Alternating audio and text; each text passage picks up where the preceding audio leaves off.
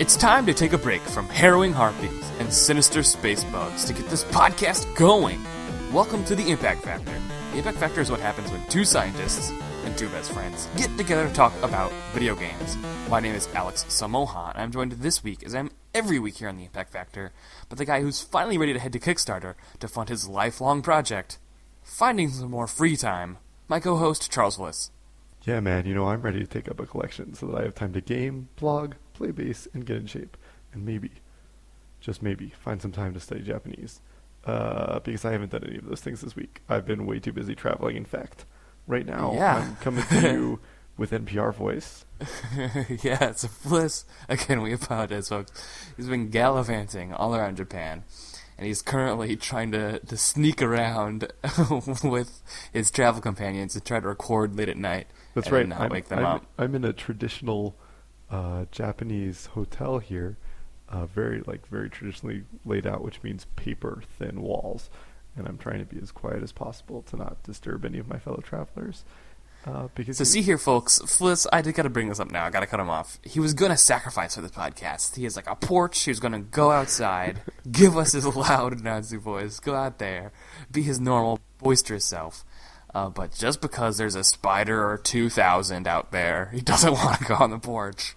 So I blame him if the quality of this episode suffers. Look, Alex, I appreciate that you would benefit tremendously from me being devoured alive by spiders being recorded live on this podcast, but that's just not a sacrifice I'm willing to make.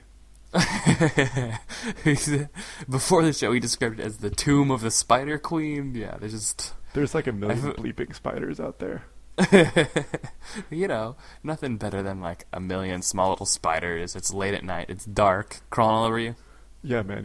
And especially because right now, I'm sitting at the base of Mount Fuji, so there's got to be ghosts and stuff around here too. I mean, each of those spiders are probably the physical form of some dead child or something. Yeah, there's a million Grudge or Lost Soul or Ringu or whatever out there, and I'm staying inside. Yeah, right. Oh man, your audio would just cut off in the middle of it. Oh man, so yeah, you're at the base of Mount Fuji, so this is cool for the listeners. I've never been to Japan. Mount Fuji is one of those things that as an outsider, you see a bunch of and hear a bunch of. Is it a thing there? Are you excited? You're going to climb it tomorrow, right? Yeah, that's right. I'm going to be getting up really early tomorrow to climb it. I'm really psyched. It's definitely a thing here. Everybody talks about Fuji. Everybody asks, have you climbed Fuji? Have you seen Fuji? I mean, everyone takes photos of Fuji. They've got a million different routes up Fuji. Okay, there's 5 different routes up Fuji, but everybody does it. It's actually, Fuji is the most climbed mountain in the world. Really? Yep. Well, I would not have guessed. So that's awesome. So next week, we might be getting away from Fliss's NPR voice. So next week you will get Fliss freed from my Prairie Home Companion voice. Freed from the Prairie Home Companion. So thank you for putting up with us, folks. We appreciate it. Yes, thank you so much. It's always good to have these on the road episodes. It's the support of listeners like you that make this show possible. Yeah, God, that's not helping your case. Man. Please call in to support the Impact Factor. A donation of just $15 a month will have every episode available online at all times. The sad part is you're not kidding. No, I mean, if anyone wants to send us $15, that'd be awesome. Oh man! Oh good, you're killing me here. But man. when the Impact Factor isn't, when the Impact Factor isn't begging for money, it's where I bring my perspectives as a biomedical scientist and combine them with, and sometimes against, Fliss's social scientist worldview to have great discussions about video games. I've got a bunch of interesting stories to go into, so let's get it started, as we always do, with some news and views. News and Views. In an academic journal, News and Views collects the best of recent events and findings. Here, Fliss and I will scour through the week in video game news to find the stories with the biggest impact. So Fliss, you got a pick of a lot of them here. What did you think was the most impactful story? Oh man, well hey, I'll tell you what, maybe it's not the most impactful story on the world of gaming, but I'm so excited to see the PlayStation experience come back for a second year, and it's coming to San Francisco. Dude, are you going? Yeah, so Fliss is always going in right laser scope targeting my story of the week. Yeah, so the PlayStation Experience is this fan convention that Sony hosted for the first time last December in Las Vegas.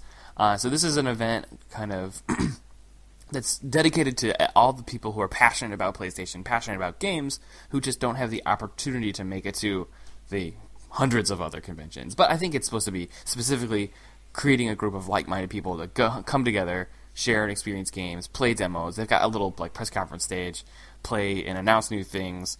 And honestly, it's a good way to capitalize on a very slow news cycle time because it happens in December. So at that time, traditionally, nothing is happening. Your big holiday games are already out, and then no one's talking games. No one starts talking games again until like February. So yeah, Fliss, did you catch any of last year's? Are you making your way to San Francisco for this? Oh man, don't tempt me. No, I did see a bunch of last year's. That's really excited about it. We talked about it last year when they first announced it and whether we thought it would be a good thing. And we kind of were both cautiously optimistic, and I think it really paid off because I think they did a lot of good things there. And it seems like they're really building on this. I'm happier to see that they've lowered ticket prices. Yeah. I'm sure you were happy to see that. Yes, I was. I like that they're cooperating with local hotels to try and get some discounts. Nothing super exciting, but the gesture is worthwhile. The gesture is extremely worthwhile because if you're trying to stay in a hotel in downtown San Francisco, you're going to be paying a hefty sum. But no, yeah, so I'm so excited it's coming to San Francisco.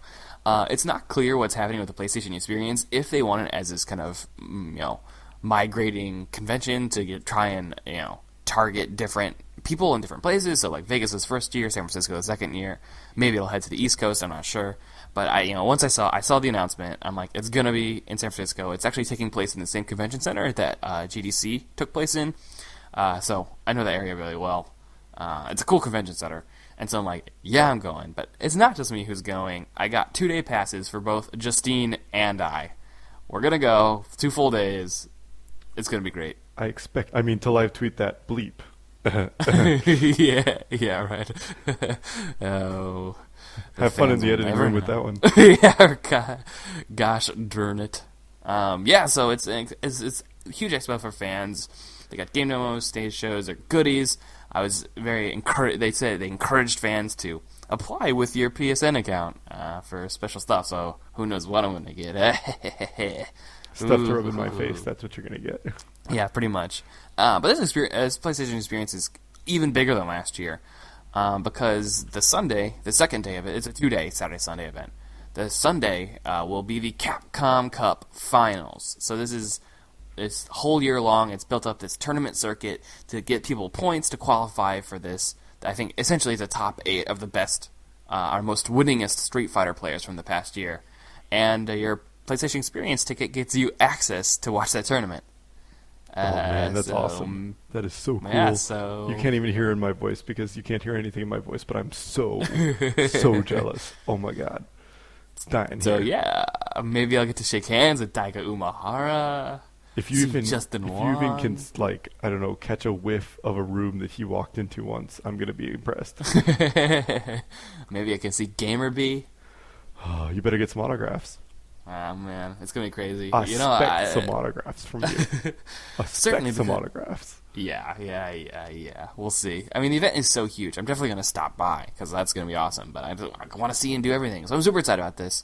I'm going to be going. This is I think December 8th and 9th. 7th or 8th, something around that time, early December. I'll be going, so expect me to talk about it here on the podcast. Expect me to post stuff about it on the blog, theimpactfactor.blogspot.com. Shameless plug. Shameless plug. I'm super excited. It's a shame you can't make it here, Fliss, but these are the kind of things that come to San Francisco. I'm just saying. Yeah, I see what you're doing here. This is part of your never-ending commitment to New San Francisco, and I appreciate that. No, really, if I had the money and the time off work, I would definitely fly back. It's a shame because, like you said, it is capitalizing on that slow news cycle. So, it's right at the beginning of December. If it were closer to Christmas, I could maybe swing it, but no dice, unfortunately. No dice. So I'm excited about that. But I've got a question for you about this, man, because yeah. you're always talking about gaming with Justine. I love hearing about that. I love hearing about your guys' couch co-op and about the games that she likes, and because she's not, like an obsessive otaku level gamer like you are. She has, other hobbies and interests, and I appreciate that, and I like getting her perspective on things. But, the PlayStation experience is really for people who are hardcore about PlayStation, who are excited about PlayStation, right? It's specifically games on PlayStation. So do you think there's going to be stuff there that's going to keep Justine engaged, or is she just going to be like trying to keep you from running on stage to get a Daigo autograph for me? I think so. I think maybe in an earlier generation, this might be like just too tailored for PlayStation specific fans. But I think at this day and age, especially in this most recent console generation, there's so few like true exclusives to any console. So pretty much this is going to be every game that's coming out, in addition to some PlayStation specific ones. I think Justine is also I know she is, like me, interested in the indie scene, and she likes kind of finding out and learning about and playing and seeing me play these indie games. And I think PlayStation has been a good home for those so far this generation, and so I think those are going to be there in large number. And if nothing else, it's a huge spectacle, Like, I think they're going to put on a big show. There's certainly going to be a lot of waiting in lines, but waiting in lines, the experience. Hopefully it's less waiting in lines. It's than not just other Disney conventions. World anymore. Yeah, I know. But yeah, I think there's going to be plenty there. And she watches like EVO with me too, so watching Capcom Cup finals should be cool. So I anticipate it'll be. I think it'll be good on both ends. Well, excellent. Well, I can't wait to hear about it, man, from both of you. Yeah. So now that you've sniped my main story, what was your main story? Let's go for another story here. Hey, well, I just want to point out for the folks at home that Alex always gets to the doc first, and he always claims the best stories every week. So if I'm sniping stories from him, it's just because he's always hogging them. So, whoa! If we're gonna go in some inside baseball here, that's because I create the majority of the show document. That is true. No, that's true. I think you do that because. Yeah, I got nothing. I need to read more. Yeah, you got nothing. You got nothing. I do it because I'm awesome. No, I'm on top of it. You're on top of something. All right, let's keep going. No, for me, actually, I really enjoyed reading about a Pew Research study that came out this week. Looking into teens playing games. And when they say teens, they mean specifically ages 13 to 17, right? So kind of early teens into the mid-teen years, kind of pre-college, I guess we could say, for that group. So that's pretty cool. And they were looking at how the teens play games and how they play online, and specifically looking at gender breakdown. And they came up with some really interesting information. So do tell. Oh, I will. In this age group, do tell. In this age group, 72% of teens play games, and this includes PC, mobile, and traditional consoles. Yeah, so I mean that's got to be a step up, because I remember just a couple of years ago hearing the statistics that 50 to 60% of that age range play games. So that's, I mean, I don't have the numbers in front of me, but it certainly seems like it's been going up, which is not surprising, especially considering the accessibility of mobile games. Yes, and certainly just a few years ago when we were in high school. Yeah, just a couple of years ago. It certainly felt like it was even less than that. So. Oh, certainly. And of course we were in high school before the rise of mobile games, so. I feel like I had my flip phone. I had my flip phone. It was all good. Yeah, man. I played Snake on it. My flip phone. Yeah, right. That's about it. Yeah, all right. So moving right along. So within that group, 84% of boys and 59% of girls play games. So this is huge, right? Because think about it. That's like roughly 8 in 10 boys and 6 of 10 girls. Yeah. Play games. So if you walk up to a random teenager in the street, odds are they play games, or at least would identify themselves as playing games. Because I know sometimes you get into that cognitive divide when people will play, their Candy Crushes or, Tiny Tower or other games on the phone, and then not really kind of make that connection like, oh, I'm playing a video game. It's more like, oh yeah, I goof around on my phone. But potentially more people are gaming and identify that, or that kind of divide is separating because people don't necessarily, it's not that like where we grew up in, where it's like if you played games, you had to have that console or you had to have that computer with stuff installed. Now it's like everyone can play, and so it's less like a distinguisher. Yeah, man. Yeah, it's definitely true. And speaking of that, I think that because of the rise of mobile games and that kind of divide between what makes a gamer and what makes not a gamer, I'm really happy that the study decided to include mobile games, right? Because it could be very tempting to exclude them, but I think they belong in the discussion. Absolutely. I think we're rapidly approaching a golden age of mobile stuff where you have a lot of people with a lot of talent who are making stuff that's not just, complete crap. Yeah, definitely. And, they came out with even more interesting information, which is that when we look at online play, 34% of boys say they play online every day, and only about 8% of girls play online every day. Yeah. And that's a huge difference. Yeah, that's a very big difference. And you want to talk about an even bigger difference. It's that 71% of boys use voice chat. All right. 72% of girls don't use voice chat. Wow, like completely the opposite direction. Yeah, and I mean, we've harped on this before about the problems with gaming culture, and teenagers are jerks no matter what activity they're doing. Yeah. But these are big numbers, and it could be tempting to look at this. I know this was one of my first thoughts. As terrible as that is, I should come clean and say that this was one of my first thoughts. Was saying, well, is that maybe because of the breakdown on the platforms they're playing on? And the researchers didn't give exact numbers, but they did say that that's not the case, that a surprisingly large number of girls were playing on console, were playing on PC, were playing games where an online component was featured or where you would expect them to play online. Yeah.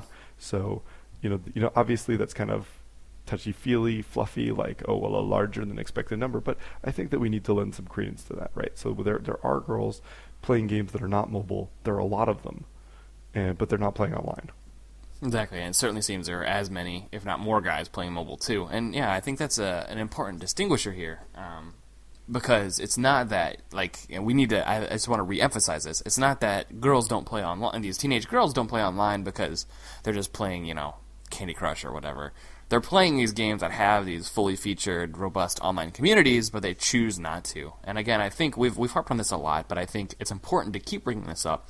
It speaks to the kind of hostile nature, I think, of online environment and kind of what people are looking for or what people get out of those experiences.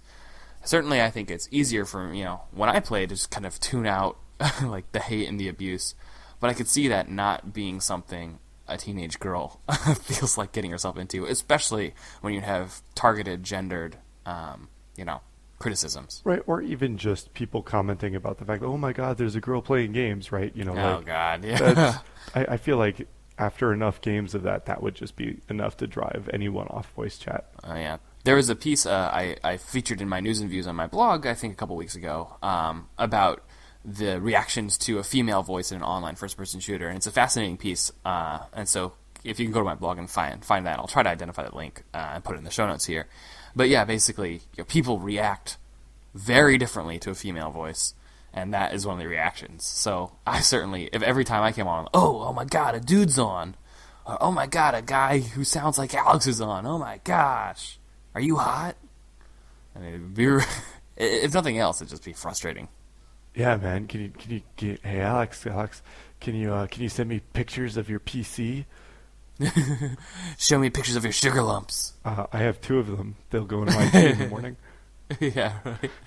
But yeah, man. I also think that we should, while we're harping on the gaming community, we do need to acknowledge that this study is targeted at a very vulnerable group of people, right? Absolutely. 13 to 17, and especially for girls, right? There's a lot of stuff about being careful online, and that's a group that's very targeted by both people trying to protect them and predators. So there's other factors on why they may not feel comfortable using voice chat, or why they might stray away from that. But I do think that we should do what we can as gamers to make our online communities and our voice chat communities welcoming. Exactly. And I need to put on my scientist hat here. So these numbers don't create for a truth or speak to anything more than just simply what the numbers mean themselves. It's very tempting to read into numbers too much. Certainly, these don't highlight a trend or confirm a trend. It just speaks to the truth of trends that we've observed. And so I think that, if nothing else, this just kind of reinforces people's opinion, but certainly nothing can be proven with a study like this, this survey-based statistic, kind of lighter statistic-based study. So yeah, and while we've just got keep our that in mind. while we've got our scientist hats on, one of the huge problems that we have in the social sciences is that so much of what we do is based on surveys. It's based on self-reporting and things like that. So obviously the source of something is not always reliable. Surveys are notoriously finicky for getting real information out of people. So, there's a lot of biases. There's a lot of human error that goes into any of these things. But that said, there's definitely some knowledge, some information that comes out of these numbers. But like you said, we don't want to weigh them too heavily. Exactly. So that's cool. It's a really cool piece. I think people should check out that peer research study. It's interesting. It's interesting, and I'm glad people are kind of looking into that. Yeah, I definitely recommend you read the summary of it, and if you've got a little more time, the actual study itself is really, really well written, so I highly recommend it. Nice. So moving on to another impactful story from the week. Well, let's talk about Amazon Games Division. You mean all the terrible things happening in the Amazon Games Division? Yeah, well, it's worth talking about. So, if any of you are faithful listeners, you'll remember our E3 predictions episode. I, especially, but Fliss too, was kind of excited about Amazon Games, and especially with that PC Gamer Show, that press conference that happened on that Tuesday night, we were excited that they might be there in a big way and showing off what they're doing, because there's a lot of news in 2014 about Amazon acquiring tons of talent from all around the gaming industry. They're scooping up a bunch of developers. They're scooping up a bunch of talented individuals, and it seemed like they wanted to make themselves a force in the game space. Well, cut to this last week. In this past week, Amazon Games Division has lost 3 key figures that they had hired: Clint Hocking, Eric Nyland, and Jonathan Hamill. So these departures all occurred at right around the same time. So each of these guys are big names. They worked on a ton of different games. And we're talking about big name games. Yeah. They were lead game designers for Amazon Games Division, and I believe it was Eric Nyland was the director of narrative design. So for Amazon, the Amazon Games Division that we know has released a bunch of different mobile games, and kind of like these, Amazon Marketplace or Android Marketplace kind of games. But there was talk, especially around E3, that they had been working on some sort of big, ambitious PC title. So what do we make of this? What's happening at Amazon? Are we ever going to see that PC title? And do we have any hopes for Amazon Games Division moving forward? Well, man, I don't want to read into this too much. Obviously, there was a piece published in the New York Times this past weekend talking about working conditions in Amazon, which was not encouraging. But when you pick up that much talent like Amazon did, you're bound to have people who aren't getting everything they wanted. You're bound to fall short on your promises. And so I'm hopeful that they will kind of pare down a little bit to maybe a core group that could produce something for us. That or everything's completely collapsing and we're never going to see anything out of them. That or the world is ending for Amazon Games. Basically. Yeah, it's just, when it was first announced, I got really excited. They brought on developers of Double Helix, I think, of Killer Instinct. Some of these people have worked on a Halo series before. Far Cry. So we're talking big name things, and not that Hocking, Nyland, and Hamill are the only 3 people working there, but they're certainly among some of the most prolific and some of the most kind of the biggest that were known hires. And so I was just curious. I really thought with the kind of almost unlimited resources that Amazon has at its disposal, that they could really create a strong game division. Since games are the biggest, or most money-making form of entertainment, it makes sense to me that people would want to jump on. But it's not looking great. I mean, maybe they'll just keep putting out these smaller mobile titles that I guess I would assume do fine for them, because all mobile titles do okay, because essentially the entire world has access to it. But man, I was really hoping. We don't know. There's been no talk about whether or not this PC title is alive or dead or moving forward. Yeah, I don't think we're going to find out anything anytime soon. I want to know. I'm right there with you. I want to know. And I wanted to believe that Amazon was going to blow us away, that they were going to make a new IP, that they were going to make something incredible. And it seems like they had that ambition. Whether that's ever going to come to fruition or not seems very much in question. Yeah, because they had that huge push for, like, being a name. There was a lot of rumors that Amazon was making its own console, and then it got announced as basically just allows you to play Android games on a bigger screen. Dumbest and then they hired thing ever. Like, what, so you're going to turn on your TV just to play a game for 10 minutes before you get bored of it? Yep. Yeah, man, I always like to turn on my TV while I'm waiting in line for a hot dog. Yeah, right? Yeah, you bring it with you. You just got like one of those like kind of carts that you just roll around in, those red wagons. You got to pour it with you. Hey man, I'm not gonna play Flappy Bird on a freaking 5.5-inch screen. Yeah, man. When my Flappy Bird flaps, he flaps big. He flaps big. But then there's a bunch of hires, and that seems to be falling through. And then of course Amazon bought Twitch. And it looks like they're basically just letting Twitch be its own thing. Maybe they just bought it just so YouTube wouldn't buy it. But, they haven't really incorporated it into Amazon's kind of site, at least. Or maybe their plan. I don't know. So it seemed like Amazon made a huge push, but this big wave is pretty gradually receding back out to sea. Yeah, man. Well, hopefully they'll rebound. They have so many resources, so much that they could do. But they are first and foremost a business, right? So the bottom line wasn't making money. Yeah, it's going to come ahead of everything else. That bottom line. Potentially, they saw that they wanted to do these ambitious PC titles, and the mobile ones were making enough money, and they were much cheaper and easier to make, and quicker to make, and easier to put out. And then these guys who clearly have ambition and have worked on huge titles were like, nah, that's not what I want to do. I don't want to just work on mobile titles forever. We'll never know, because I probably have to sign an NDA. That's probably true. But, now that they're not with Amazon, they're free to pursue other projects. Yeah, all right. We'll be seeing them pop up on Kickstarter next couple months. Will we be seeing them pop up on Kickstarter, or will we see them somewhere else? I guess we'll have to wait stay to tuned. Our perspectives to hear more about that. Man, you're definitely bringing the Prairie Home Companion radio thing here. Stay tuned to our next episode. What is this, like Prairie Home Companion with Snidely Whiplash? What was that? Yeah. Pretty much. My radio voice is just exclusively locked into like the 1920s.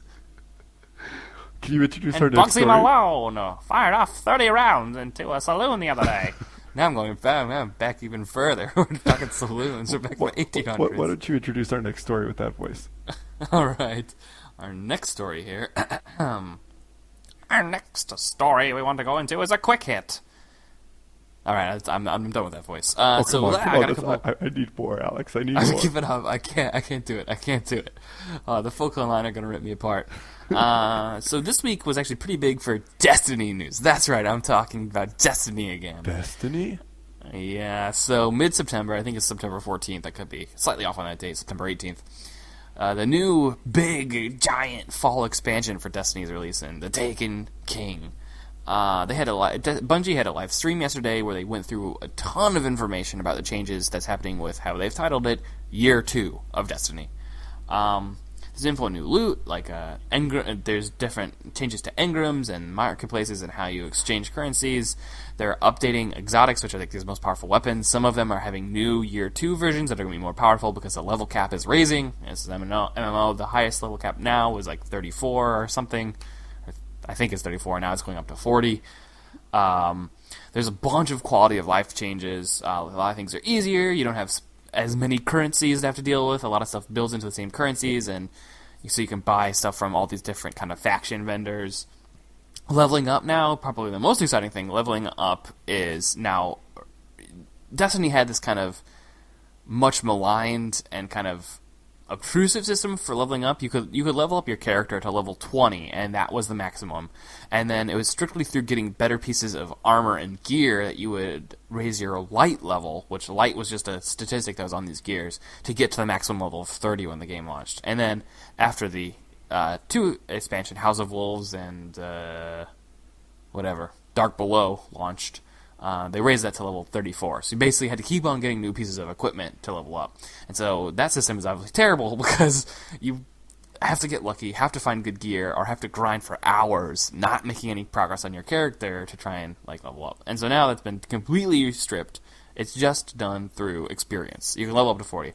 Now light is some sort of, it gives you extra bonus attack and defense. So it's still going to be something that people care about, but it doesn't restrict you.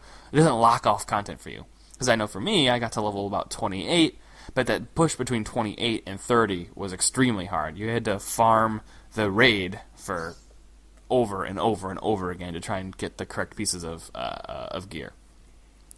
So, Fliss, now that there's a bunch of quality of life, everything looks like they're really trying to incentivize players to jump back in and get new players on board. You have a PS4 now.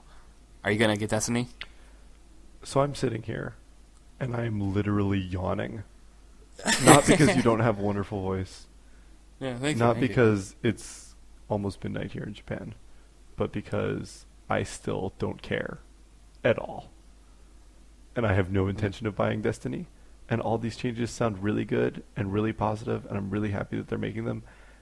And they still won't make me buy the game. Fair enough. I've seen enough. I've seen enough. A $40 expansion. They lost me right there. I was done. You could buy the game with the expansion. I think it's like 60. It might be 60. Maybe it's 80. Who knows? They give you some sort of discount. Look, here's the thing. I really like the Destiny aesthetics. I think it looks really cool. I like the kind of wacky sense that the community seems to have about the game, but I just can't bring myself to get invested in a game like that. I'm so far behind on so many other games. We'll talk about that. That getting involved in a game that is just now making such key and important changes doesn't sound good to me. Yeah, and it's an MMO-like game. I wouldn't call it an MMO, but certainly... Or I would call it an MMO, but it's not like an MMORPG in a traditional sense. But certainly you need to invest a hefty number of hours to get to like some of the best content in the game, which are like the late-game raids and, you know, these kind of things that have come with the DLC. So I'm just curious. It's kind of...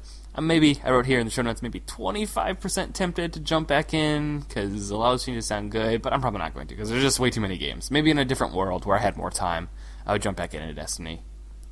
Because a lot of those changes are very quality of life kind of things. What would they have to do to make you jump back in? I don't know. Give me all the content for free. Then maybe I'd jump back in. If Taken King, like, all that stuff... So a lot of those changes do come, like, if you have the game... A lot of those like core changes come to you for free, but like a lot of the extra stuff is locked behind the Taken King paywall. So, you know, I really don't want to buy that. So, you know, ever since they said that Destiny fans were used to paying a premium for content, I've been scared off of Destiny. No way. Yeah. Well, hey, let me tell you about a game that I am excited about. All right. We talked about some of our E3 predictions, some of our wild E3 predictions. Well, one of my insane E3 predictions was that we were going to get a release date. Yeah, it was flat out stupid. We called it at the time. One of my stupid E3 predictions was that we were going to get a release date for Kingdom Hearts 3.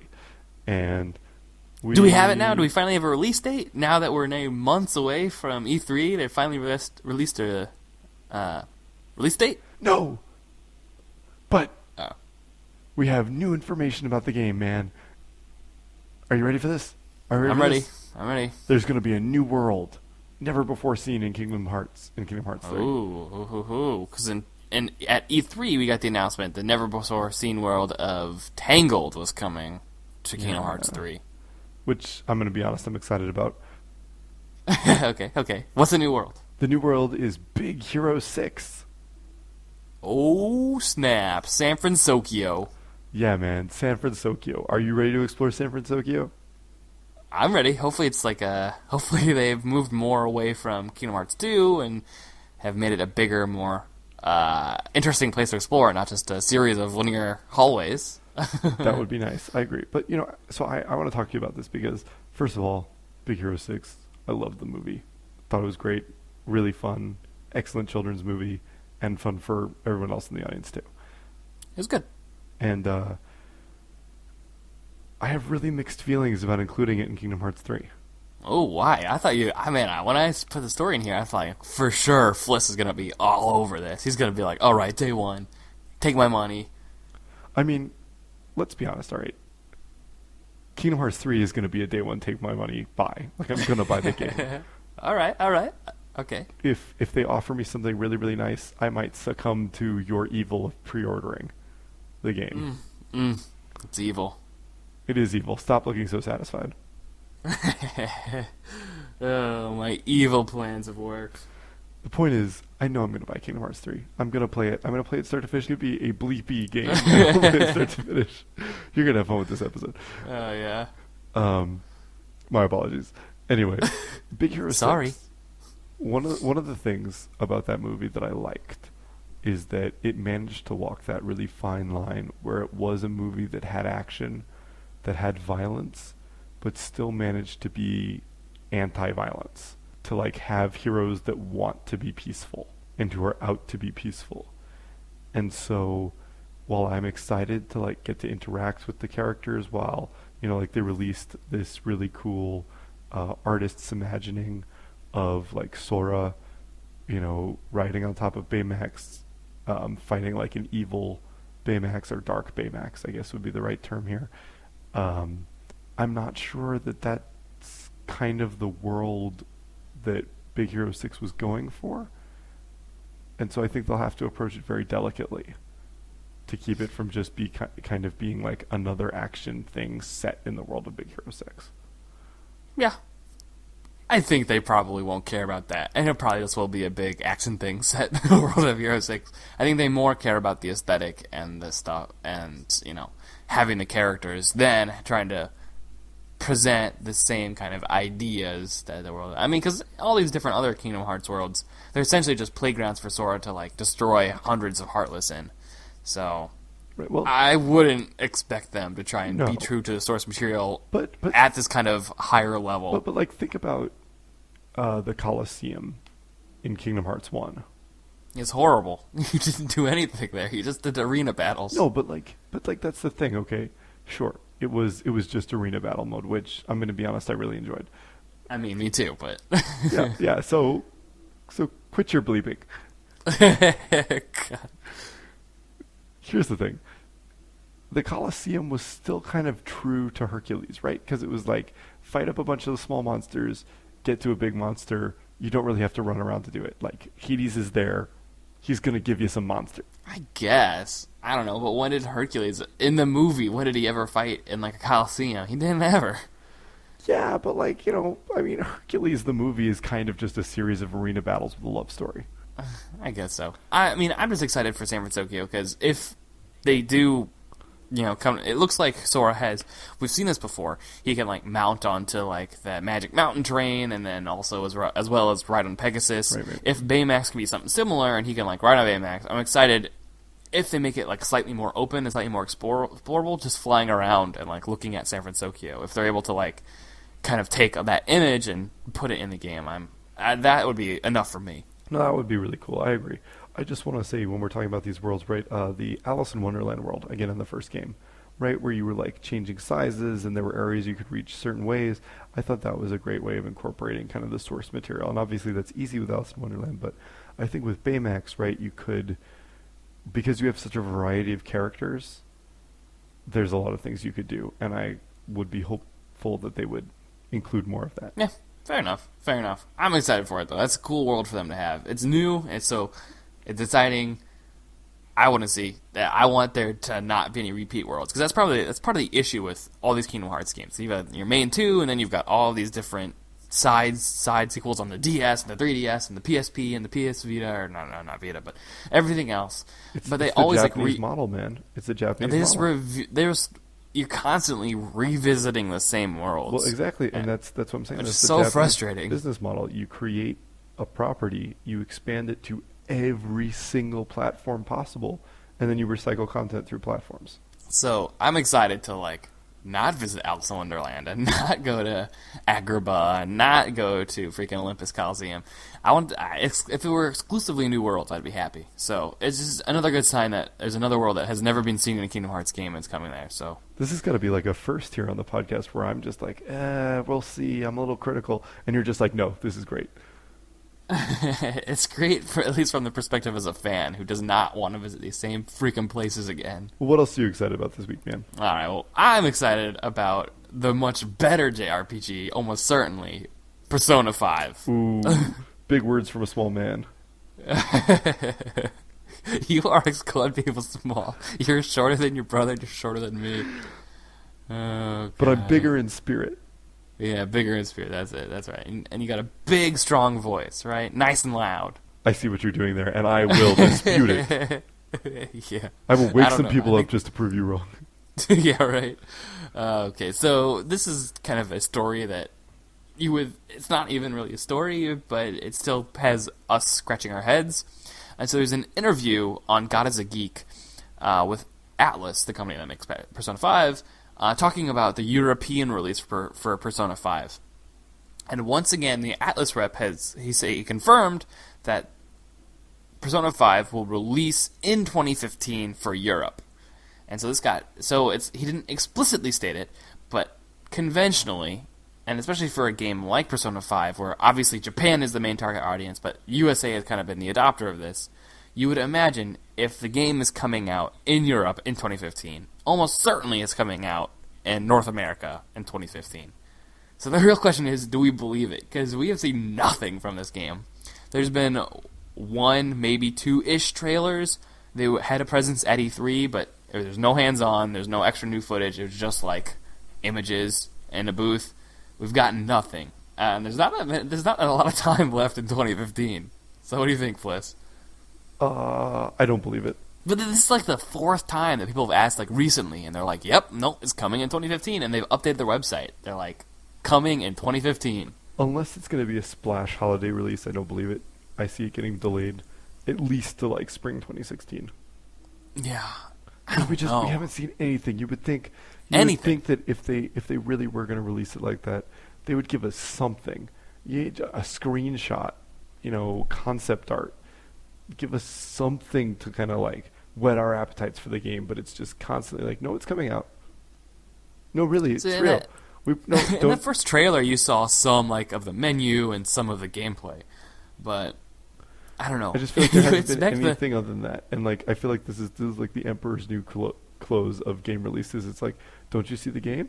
It's right there. Yeah, it's out. We all see the game. I mean, their rhetoric, which I think we've mentioned on the podcast, is that it's a game where the story is so important, and knowing what happens could ruin that, and knowing all the characters, we want you to be surprised. So I get that angle, but like, I don't think the fan base for Persona is like rabid enough that you could just like soft release it and then that it'll sell well. Like, you've got to have some trailers and some stuff, at least some like promotional stuff online. I hate to be encouraging a studio to build hype, but if you're going to release Persona 5 successfully in North America, you need to spend some time building some hype. Yeah, because there's not everyone's like me who's like played Persona 4 Gold and is like, all right, give me Persona 5 right now. That's because not everyone is weird, Alex. Well, you got a PS4 now. You could pick up Persona 5. Are you interested at all? I am interested. You have successfully persuaded me to be interested in that. I am. Yes. You've said please be excited, and I am at least a little bit excited. Please be excited. So, not much of a story. I'll believe it when I see it. I think there's a chance that it'll come out in Japan in 2015, but I'm very skeptical. If it does come out here, then I promise to send you a selfie on Twitter of me holding it. Oh, gosh, dang it. Oh, man. Hey, I gotta get my revenge for PSX wherever I can. Yeah, well, we'll see. And just in a last little bit of news that is something similar to what we've talked about here, there's this game called Allison Road, and it's heading to Kickstarter. So this has been bouncing around the internet for a while. It certainly looks inspired by a game that we've talked about, PT, or the playable teaser, where you're in this almost photorealistic house and you're seeing ghosts and blood and stuff, and is this kind of very confined, cramped horror game. They've released a trailer. It was pretty terrifying, looked scary, and now they're bringing it to Kickstarter.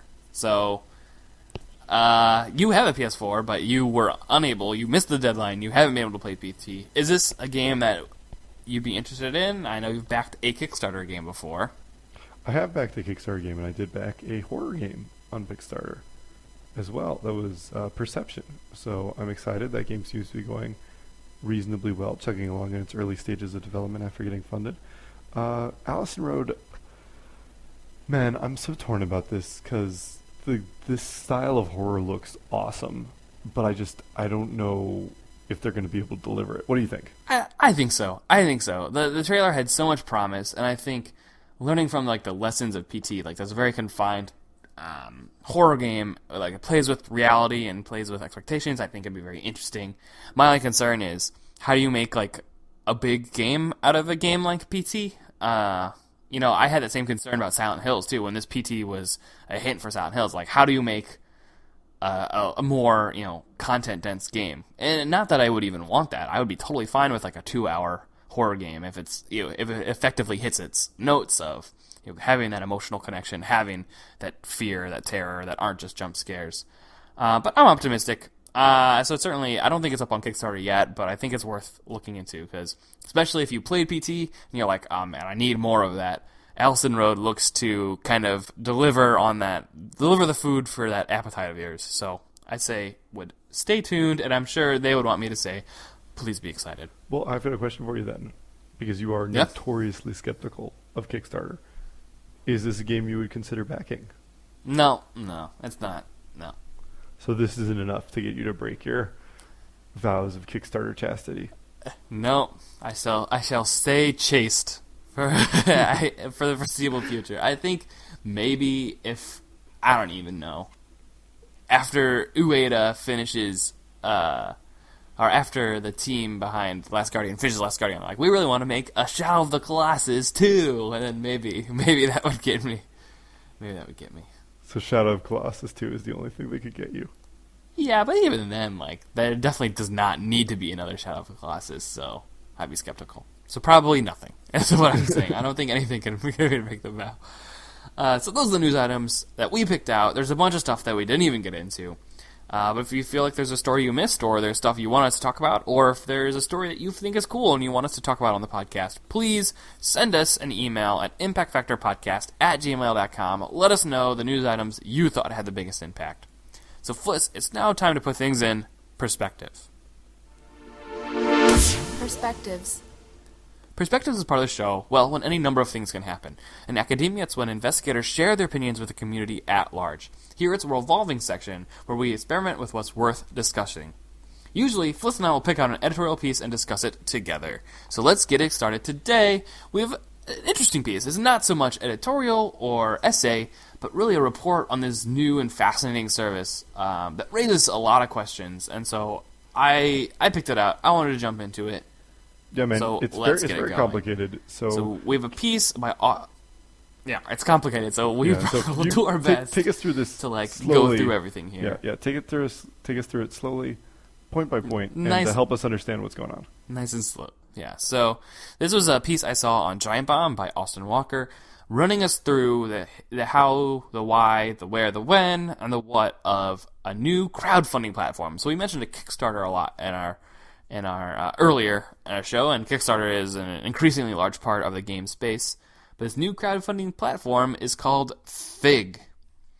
And so, Alex and Fliss, you might ask, why does there need to be another? The Kickstarter already exists, and you already have your Indiegogos and your whatever and your GoFundMes. Why do we need Fig? So Fig is completely different. So this is a crowdfunding platform, but at the moment, and kind of part of their design philosophy, is it only allows qualified investors to give money. So you need to be an accredited investor at the moment, and so I'm assuming there's some sort of accreditation process in the U.S. and other places around. Neither Alex nor I are wealthy enough to know. Yeah, right. We're not big investors. There's a minimum amount you must donate, which is $1,000.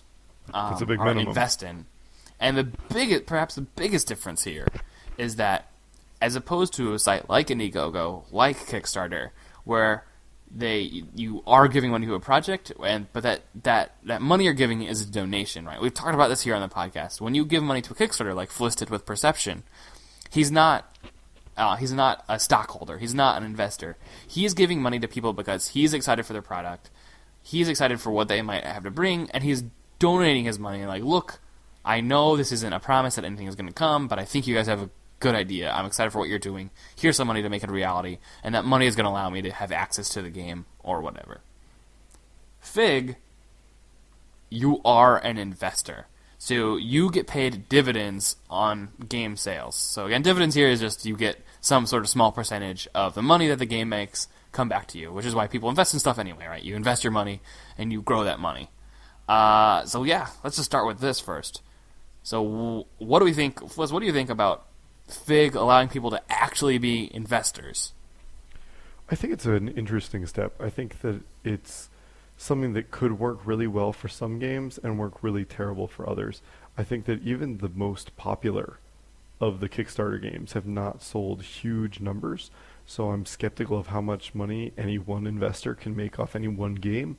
But I do think that it's kind of a natural evolution out of Kickstarter, right? Because Kickstarter utilizes, not dishonestly, but kind of misleadingly, this rhetoric about investors and being an investor in a project, whereas really, like you covered, you're just kind of donating money to people and hoping they come out with something great. So Fig to me seems like the natural evolution to that. It's like saying, okay, you are actually an investor. You do have a stake in this. Yeah. And I think that's important to emphasize. We make it very clear here about giving money on Kickstarter as a donation, but a lot of people feel like they're part of the project, that they're an investor, that they're a contributor, and that they're deserving of this kind of, certainly being delivered upon the product, but then also having this say in the development of this thing. But that's not the case. But Fig, that is a legit part of it. You're going to be paid dividends on game sales, and so you're going to have these investors that want to invest in a project that they think is going to be successful, and that like all investors, that you want not only your money back, that not only the $1,000 minimum that you invested into the project, but also to be paid money on top of that from the dividends. And there's one thing here before we continue that I want to make a note of when we're talking about this, because obviously investment terms can get quite complicated very quickly. But one thing that the Giantbomb article does a great job of explaining is that the investors are not actually investing in the game or in the developer. By investing, they get a share of the game's sales, right? They own an interest in the game's sales. So this means that they don't have any interest in the developers, and they don't own a piece of the game's IP, which, as the article says, is that they don't get a cut of any sequels, and it shields the developers a little bit. So this is a kind of a system that I think, although it may seem a little unclear at first, like it's very much like if you're investing, you are getting a cut of the sales. You don't own the IP, you don't own the developer. And so I think that this could be very good for serious developers who are trying to create new IPs for themselves, because this could be a very good way of launching an IP. Yeah. This is super important, right? This is, the next thing I was going to get to. And so, traditionally, investors are buying shares or stocks. You are a part of that company or that firm or that product. But here is very important. I think Fig seems to be at least designed from the ground up to be supportive of independent developers and these projects. So your money is simply in the sales that you get from that game. You don't own a part of that company. You don't own any part of that IP. You have no say in what it does. It's just you're, as an investor, like say some sort of biotech or some sort of thing like that. You see something that's on the horizon that you think people will be excited about, that might make an impact, and you want to put money in because when it comes out, if it's big, you can get payoffs. But I think something, Fliss, you mentioned in passing is really important here. Actually, to step back from myself, I think this is very important, very cool, and I think these protections were absolutely necessary for a service like this, and so I'm glad that they've included that. There's none of this, nonsense with, investors being able to, I can't only imagine a game developer having, 120 people trying to tell them what to do. That would be awful. It would just lead to bad games. Nothing would happen. But something you kind of passed over that I think is important here is that, these projects on Kickstarter don't sell a large number of copies. Well, kind of the cool thing of Kickstarter and these crowdfunding platforms is you can have these phenomenal successes that have, 200,000 backers, right? Like if 200,000 people back, you can blow away funding goals. You could get that game in the hands of 200,000 people. That might seem like a lot, but these games that you really want successes, you want to sell 500,000, a million, a couple million copies. And so like the sales definition of a success on a crowdfunded game like on Kickstarter and a game that's kind of released more traditionally into the market are radically different.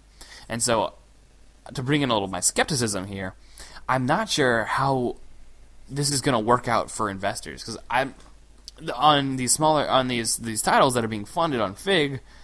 What are the sales figures going to be like that dividends are successful? I'm sure you're going to make a profit on some of these games that look good, but what's your profit going to be? It's not going to be like we've seen with biotech, or certainly with tech investing, where you have a lot of these investors that want a 10x return on their investment. So let's just say they invested $10, they want to see 100 back. I don't think you're going to see anywhere near that level with these video games. Yeah, I can't imagine that we'll see anything close to that level of return on these video games. But I do want to challenge you a little bit here. And then I want to think that, like, on Kickstarter, where you're talking about 200,000 backers, you're talking about all these copies of a game that you're getting out. Those are copies of the game that are not sold, right? They are, the development budget is coming out of the quote-unquote sale of those games, right? Like when you back a game at a certain level, you very often receive a copy of the game, right? So if you're using Kickstarter as a developer, you are trying to get, thousands of people to donate $15, right? But if you're using Fig, you're trying to get 150 people to donate $1,000, or to invest $1,000. And so if you create a good game, there might be a much larger market out there for potential sales than we see compared to Kickstarter. For sure, right. You're not cannibalizing any of your sales with these donors, whereas, the people that invest in this, everyone who's interested would still need to buy the game for whatever price it launched at. I see that. But still, and there's so many games that come out these days, it's hard for any game to be a huge breakaway hit in terms of sales figures. And so, coming from my perspective, if I were an accredited investor and had $1,000 to throw around, I'd still be a little bit skeptical, not only on guaranteeing myself a profit, or at least ensuring myself a best chance of having a profit, but how much is that $1,000 worth? If I were to invest that somewhere else, I could potentially get a much bigger return than investing in something that I might get 2x return or 5x return, like at best, or something like that.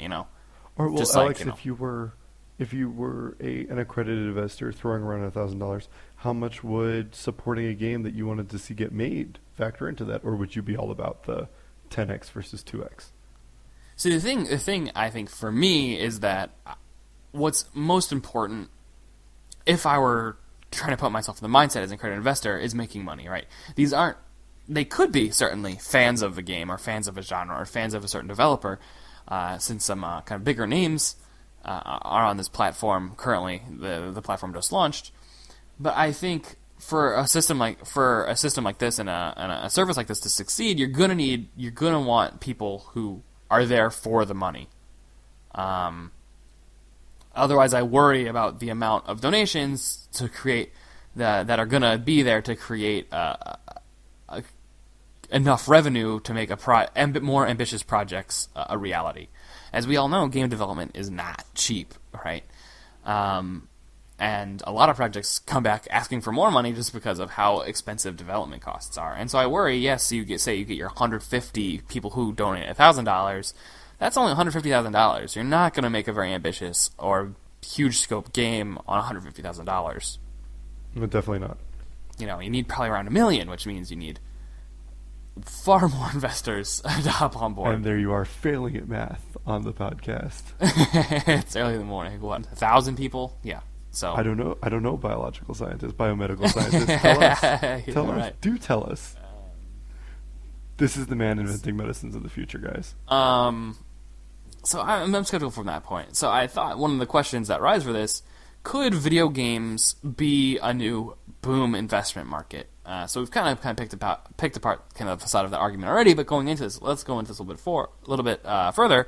So we know that in biotech and just tech generally, there's a lot of people who are investors in that because it's so profitable. If you follow the market trends, you can make big returns on your investments. So do we think that, if that this could take off, that investing in games, since it's such a large part of our entertainment industry, could that be a new market that, emerges from this? Could it be a new market? Sure. Will it be a boom market? No way. That's my initial reaction. So? That's just my No. gut reaction. I just think, like you said, games are so expensive to make that, and gamers themselves only have a limited budget, and the market is already crowded. So I think all of that piles up, and you're not going to see a huge boom where you've got one smash hit video game after the next. People are going to run out of money. Gamers are going to run out of money. Yeah, it's true. It's true.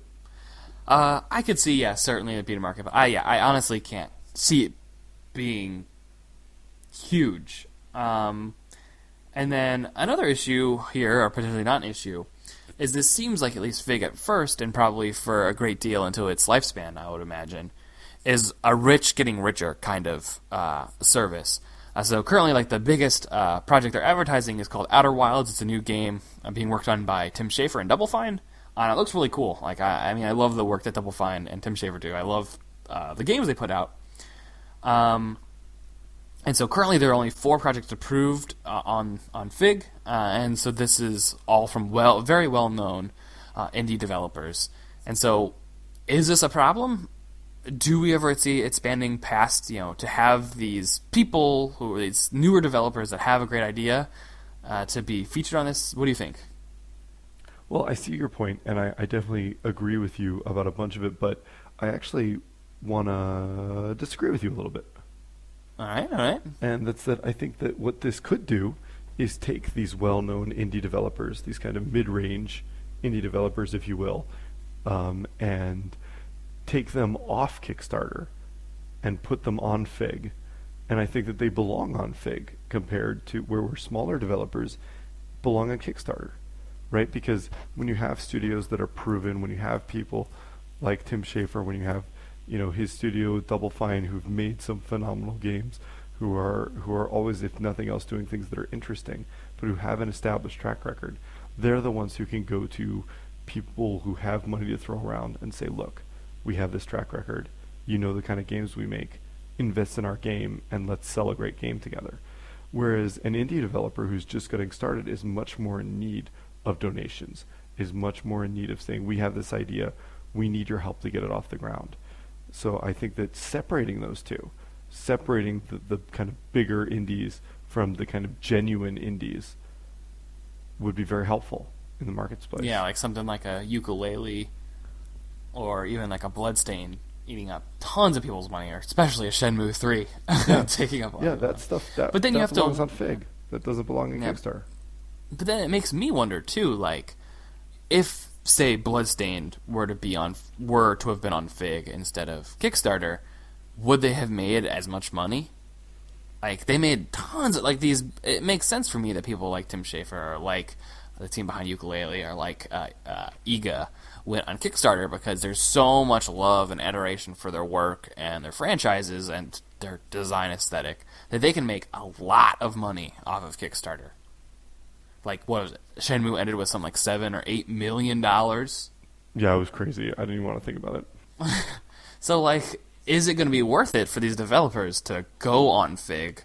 Because I guess you could imagine then, I'm sure I can already hear your argument that, well, if Iga is so big and he were going on Fig, he'd get a lot of a lot of these accredited investors who've done their research, who've kind of looked at the market and certainly looked at online sites that are, fan sites, that they would acknowledge that, oh, this is going to be huge.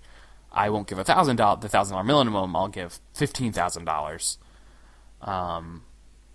But I still think, at least for now, since Fig is so small, and maybe this is going to change, it makes more sense to me than people to still go to Kickstarter. Well, man, I really appreciate you making my counter argument for me and then refuting it right away. Well, I save yourself the trouble. I know you got to try and be quiet. That was impressive, genuinely. Yeah, that's how I get through grad school. I just anticipate people's questions and answer them before they even ask, so I don't have to deal with it. But all right, so here I'm looking at I'm gonna challenge you further here. So you can't just make all my arguments for me. Darn it. I'm my own analyst. Boy, I'm sorry, man. Gosh. All right, I'm gonna have to look for the freaking sound effect.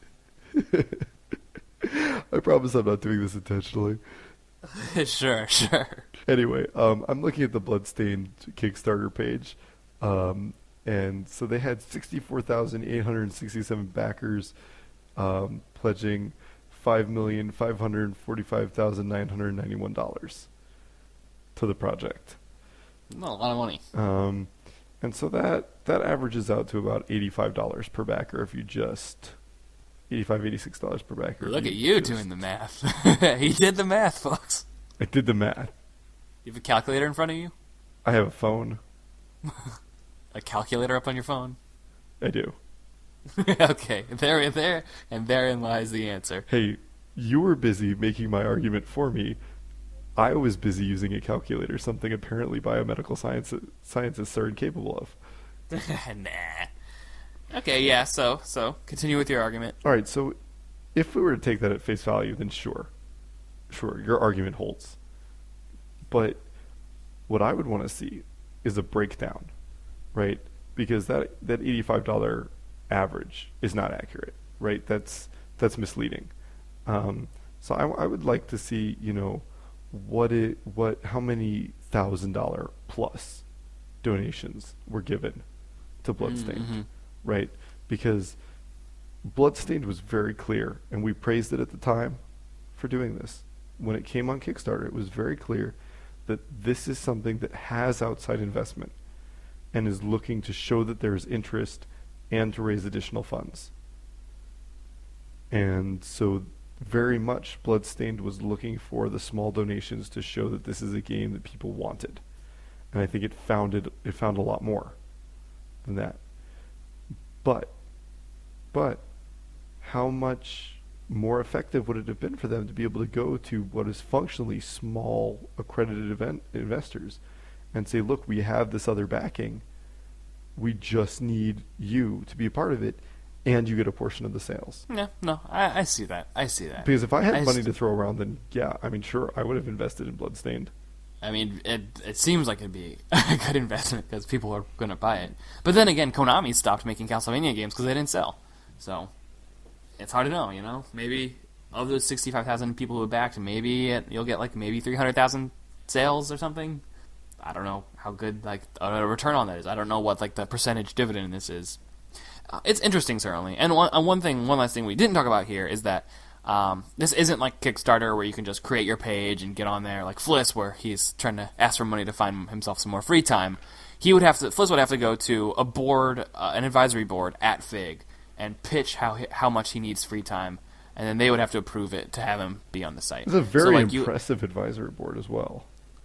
Yeah. So there's a lot of big name people who kind of know and understand what's going on, and so I think, again, you're not going to see, at least in the foreseeable future, these people that this is their first or their second title.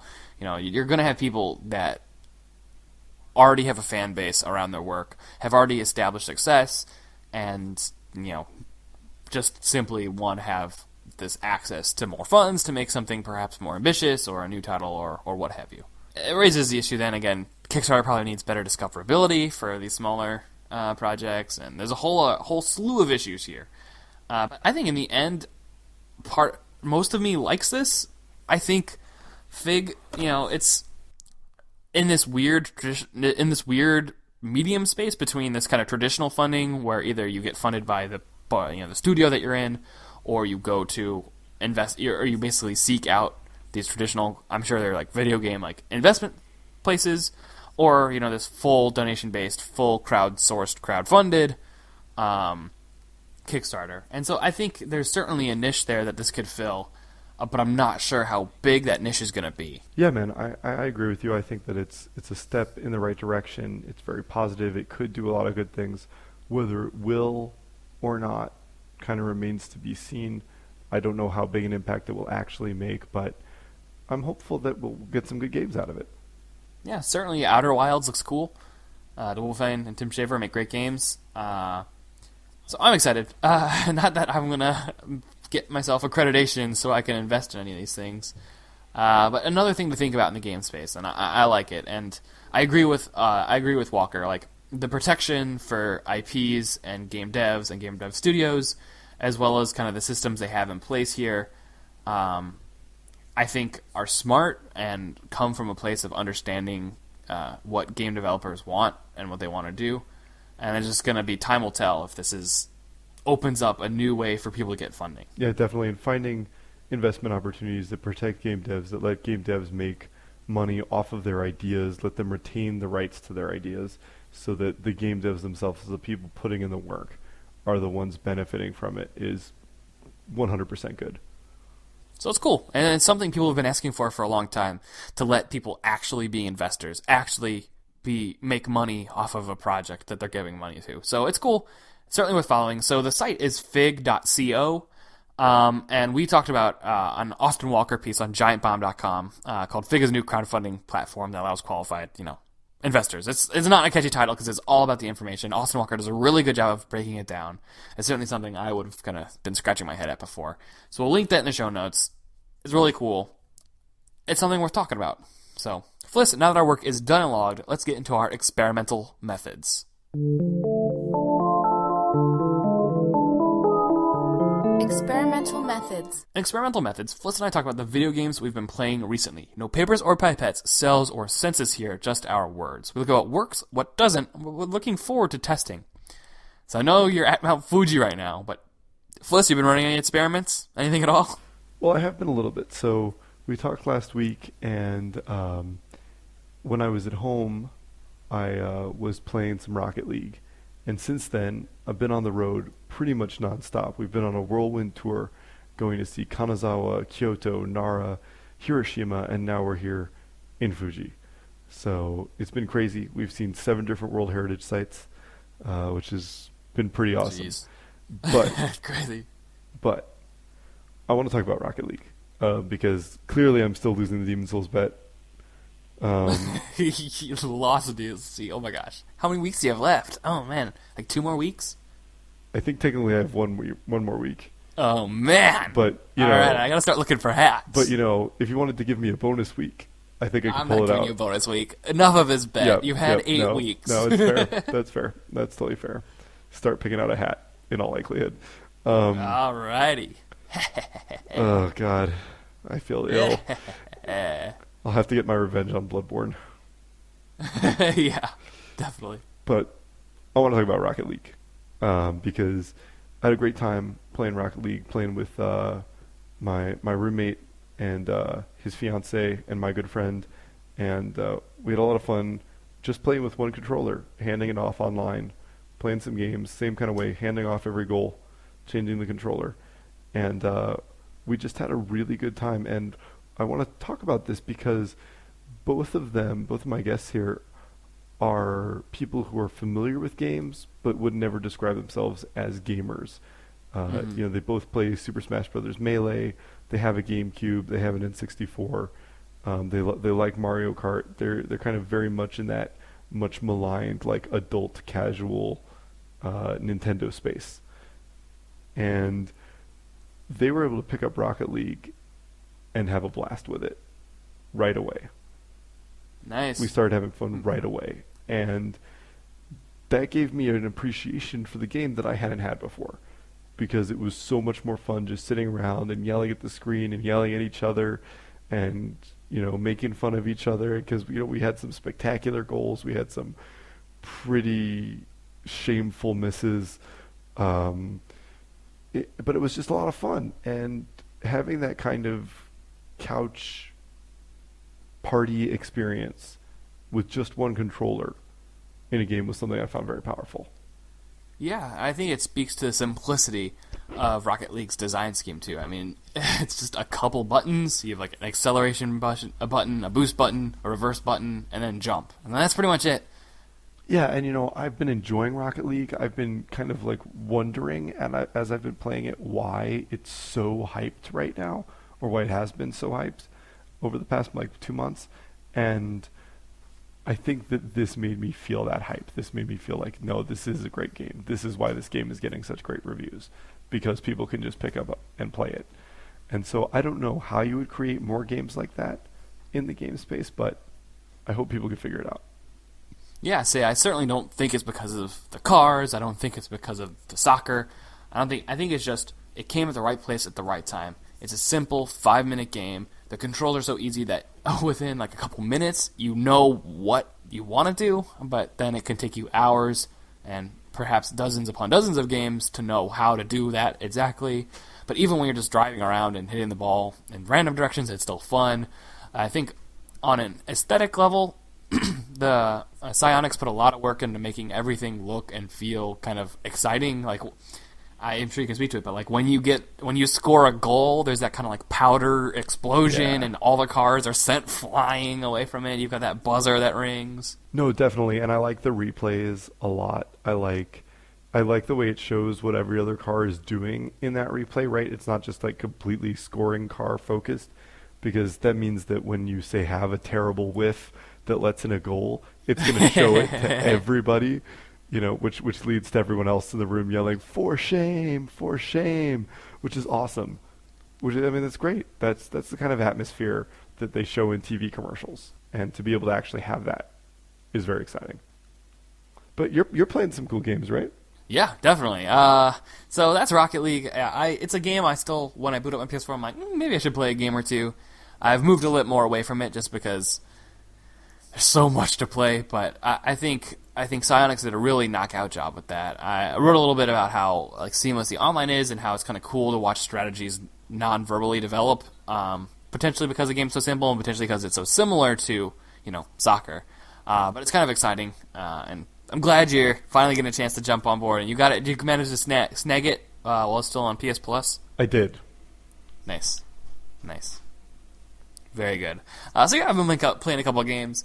We're probably going to keep this experimental methods short because Fliss has been traveling and I've been stuck playing Witcher 3 for weeks on end. Can you say anything about Witcher 3 that hasn't been said yet? God, I don't know. I had that whole long thing. This is what, the third week I'm mentioning it? Yep. It's great. The story's progressing extraordinarily. I still love what they're doing with the side quests. Like, they honestly feel fleshed out. Like, it's so hard to play for such a short amount of time because there's not going to be a quest where, I just show up here, I kill a thing, and then it's over. There's some story and like all this, all the dialogue, and there's different cutscenes. I had this cool quest I was playing the other night where this village, there was this guy who was like impaled. His chest was ripped open on like these giant roots that shot out of the ground, and half the village is like, this is a monster that needs to be dealt with, and the other half is like, this is our god, and we've been respecting him for a while. We need to get back to the old ways. And so I went as a Witcher and I investigated. I used my Witcher senses. That's the thing you can do in game by holding L2. You kind of like look around the environment and it highlights objects you can interact with. So it's detective as well. Mode. Yeah, it's pretty much detective mode, but it's better. It just kind of makes the screen a little bit blurry, and certain things glow yellow, which are stuff you can collect, and certain things glow red, which are like your evidence. So it's a lot less distracting, where it turns the whole, it doesn't change like the whole world.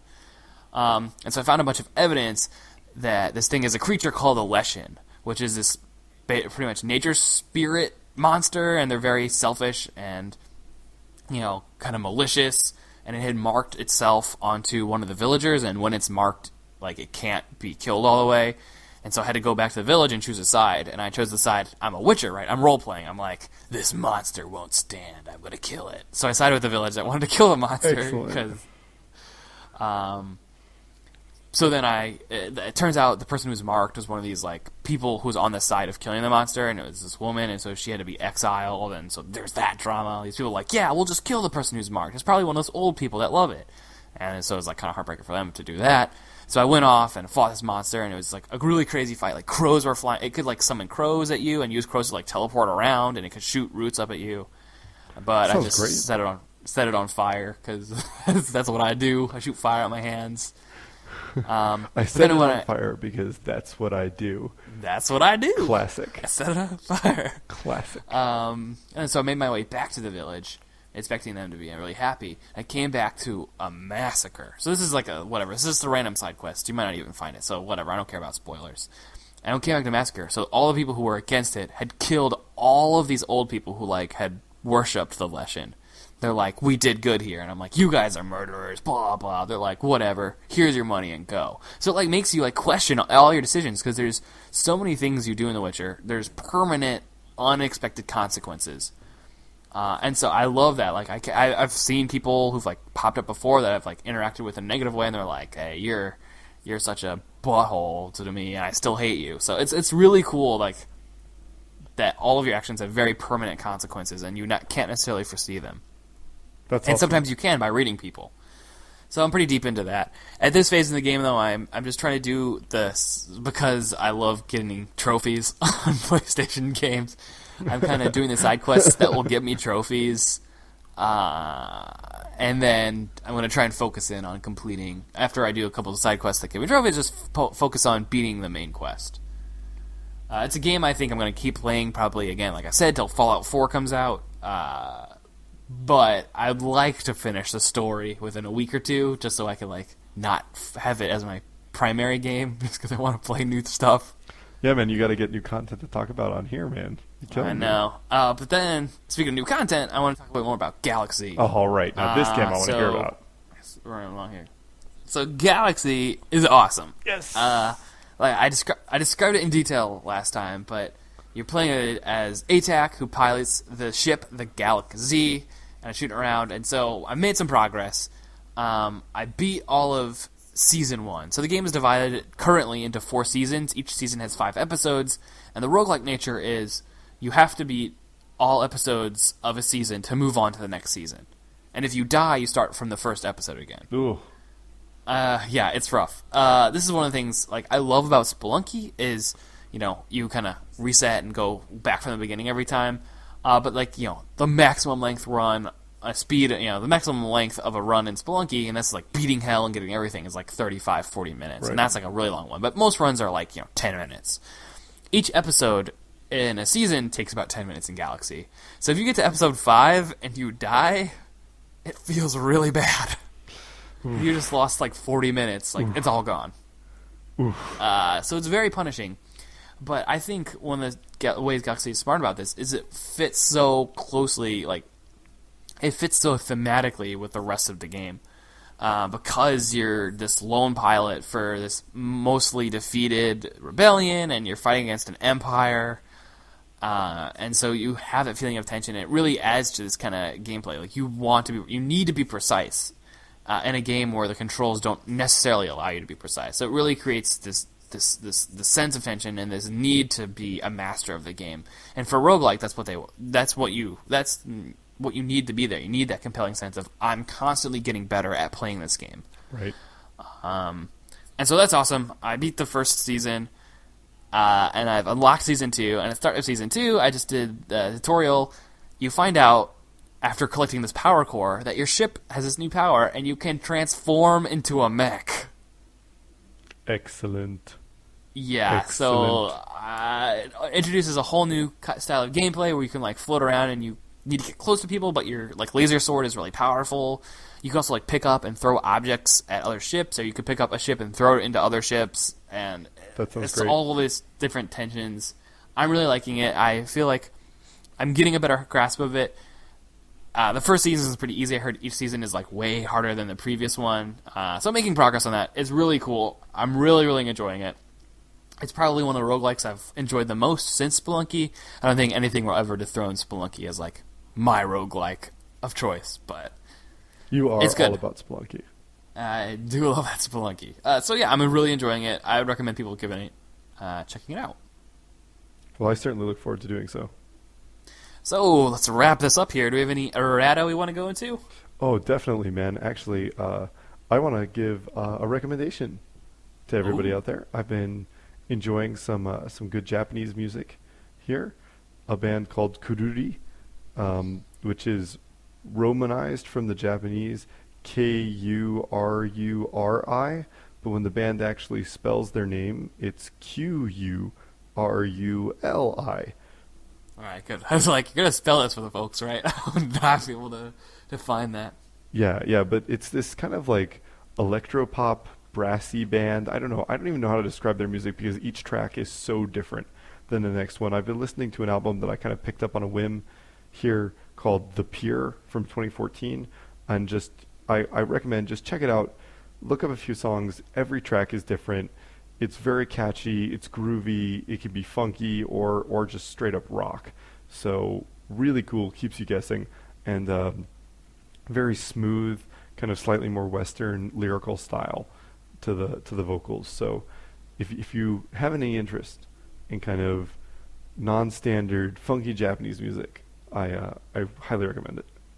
No, that's a good recommendation, because I feel like so much of what comes over here is just like the very J-poppy, J-rocky, like anime theme song kind of stuff. And there was a certain time and place in my life where that's what I was all about. But now when I hear it, I'm just kind of like, I just kind of groan. I'm like, Oh yeah, well definitely in the States, right? Like, it's going to be like Lark on CL for like an anime theme, or it's going to be like AKB48 and or like Idols or like Hatsune Miku or something like that. I'm hearing a lot of Bump of Chicken too. I don't know if they're still popular, but they are still popular in Japan. I think, man, I feel like we can like drop some hipster cred here. We were totally into Bump before they got popular. Yeah, because one of our friends freaking just wrote some piece about Bump of Chicken. Oh god. But yeah, so it's a fun name for a band. If you don't want Johnny's, if you don't want boy band or girl band, if you want to hear something that's just kind of like wild, offbeat Japanese music, then Kururi, and again that's Quruli, and their album The Pier has been my my soundtrack of choice the past couple days. So nice, check it out. A good travel companion, a nice travel home companion. Exactly, your travel home companion while you explore Japan. Yeah, right. I guess I can make a quick recommendation too. I've been watching a bunch of stuff. I'm very excited for fall TV coming up soon. Probably more than anything, I'm excited for Survivor, but we can get into that at a different time. Oh no, this I won't have call to hear myself about. a mega fan. I won't call myself a mega fan, but I do love Survivor. Oh, outed but yourself I wanted to make on a TV the recommendation. podcast. Survivor Hey, fan. I'm not ashamed. I used to be ashamed, but that show is good. I don't think I've watched Survivor since Vanuatu. That's been a while. There's been some good seasons. No, I watched All-Star. Anyway, my recommendation continue. is All-Star is good. All-Star is good. You didn't even watch Heroes vs. Villains? That's a good season. Anyway, not going down that rabbit hole. So I love a lot of these competition reality shows, like Survivor, but like one of my older favorites was Project Runway, but since it's kind of moved around networks and stuff, and there's been some weird host issues, like the show just isn't the same anymore, and like I wanted something like that. And I think Sci-Fi has actually been killing it with a show called Face Off. And so, just you and I stumbled upon this one day, and we've since watched like the past 3 seasons. So it's a bunch of artists, basically VFX artists or whatever, or makeup artists, who create these different monster looks each week in different themed challenges. So they sculpt like faces and cowls, and then they mold them, and then they paint them, and they create these different challenges. And honestly, it's a really cool like thing to see, because it's not like, I feel like most people listening to this, or most people period, haven't met someone who does this kind of monster makeup, movie makeup kind of stuff. The editing is so tight, like they don't focus on any like person drama at all, like none of that at all. They don't even show any kind of house life. It's just them working, and you see like a lot of like insights into their design, as their aesthetic. And then I think one of the coolest things is not only do they have like these very talented people who are participants on the show, but they have basically an overseer, Michael Westmore, who is like super famous in that industry, and then all their judges are like big names in this kind of movie makeup, monster effects, whatever you want to call it.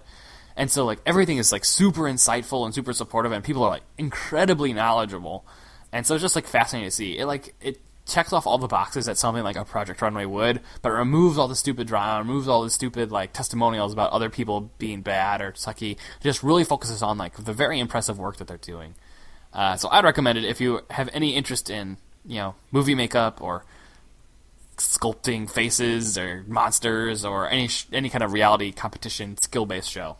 I'd recommend it. Well, hey man, if my Kickstarter for free time gets funded, then I'll get some time to watch it. Yeah. I have a feeling you're not going to make your funding goal. Neither am I. Neither do I. It's not going to happen. Let's wrap it up here. Yeah, man. All right, well, hey, you can find me on Twitter at the CFliss. That's at THECFLISS. I'm tweeting a whole bunch of pictures from my travels right now, so even if you just want to scroll down my page and see a bunch of Japan, that's pretty cool, I think, anyway. Also, I take reasonably good pictures. I'm improving everything I do with my little iPhone. Check out my blog, Fliss of the North Star, for my thoughts on pop culture, Japan, and more. The blog is currently on hiatus. That's just for this month while I travel. But come September, I'll make up for it all with a full recounting of the adventures and even more photos than were on Twitter. So check out Twitter, check out Fliss of the North Star, and let me know what you think. And tell me if you've been to any of these awesome places. Yeah, I'm looking forward to September. More content on Fliss of the North Star. So thank you, everyone, for spending some time with us. So if you're hearing the show, chances are you found it on our SoundCloud. That's soundcloud.com/theimpactfactor. Reblogging and favoriting stuff there helps us. Also look us up on the iTunes Store. You can subscribe there to get direct downloads of the new episodes each week. Also, rating us there and writing a review would do so much for us. So speaking of this, is part 2 in the recurring segment of iTunes review. We had a new review from user Shroz, Shrozz. I'm going to go with Shroz. And the review is 5 stars. Alex is awesome. So I just really wanted to highlight, I think it really speaks to the quality of our show. I think it really boils down the nuts and bolts of why the Impact Factor works. And so thank you, user Shroz, for the 5-star review. Well, saying that I'm awesome. I appreciate it. I appreciate the 5 stars. No love. No love. No love for the ghosts. No love. Oh, man. I'm blushing here. So thank you so much, Shroz, for iTunes review. Please keep sending iTunes reviews in if you listen to this at all. If you know either of us, that'd be great. So keep it coming. Send me some love in those reviews, because clearly Alex is getting loved in those reviews. So well, even if you say Fliss is pretty okay, 5 stars. It's pretty okay. Fliss is pretty okay, 5 stars. I'll take it. All right, so let's please be excited for that. So for an archive of our old episodes, check us out on YouTube by searching the Impact Factor video games or clicking the link in the description. There's actually been some activity on our YouTube page. I'm starting to try and get into streaming stuff from my computer, which is a challenge of itself, and recording videos from my computer. So I uploaded a first test of playing Hearthstone, a game you guys have heard me talk about, and that's up on the YouTube. I won. Spoilers, but so I included Spoilers! and so the Impact Factor is an extension of my blog about video games, theimpactfactor.blogspot.com. Check there every Tuesday for a new review or article. This Tuesday was a special video article, mentioning YouTube again, where I reviewed and went through about 25 of the most powerful, most potentially impactful cards from the new Hearthstone expansion, the Grand Tournament. I ran through a bunch of stuff. It's a little bit longer video, but you can watch it in chunks. I really had a good time recording it, putting my face out there. So check that out. It's a lot of fun. I had a special perspectives piece on Wednesday where I talk about Hearthstone some more, of course, talking about how people were complaining about power creep and why you shouldn't be worried. So, Fliss, you're going to say something? Oh, yeah, man. I was just going to say that I enjoyed watching your YouTube, and I enjoyed watching your opinions on all the cards and everything, even if we had to see your ugly mug. Yeah, sure. Another lie for the podcast. Hey, you guys can go can go and check out Alex's page. Check out theimpactfactor.blogspot.com. He has a photo of himself on there. You can see for yourselves and make your own judgments. You make your own judgments.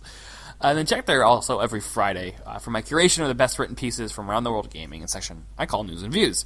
So send any suggestions and comments for the podcast to impactfactorpodcast@gmail.com. Follow me on Twitter @Alex Samocha. That's Alex S.A. Mocha, like the coffee. Until next time, climb a mountain and make an impact.